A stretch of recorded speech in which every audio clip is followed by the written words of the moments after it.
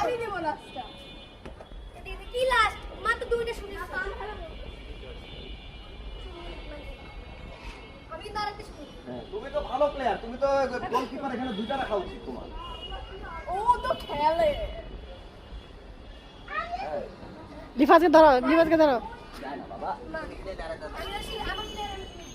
কাস্টমা। আমি মানছি। এটা মারলে জিতছি। হ্যাঁ, এটা তো আবার দিলাম যে আবার খেলবো। না।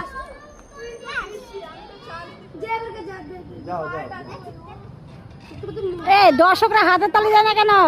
শোনো শোনো, রেফারি যদিও বলতে হয় না, তারপর তোমরা এটা দিয়ে খেলবা আর কর্নারে খেলবা, ঠিক আছে? কি দাঁড়াইছে আমি এখানে ঢুকে দিছি। হ্যাঁ, বল আপনি।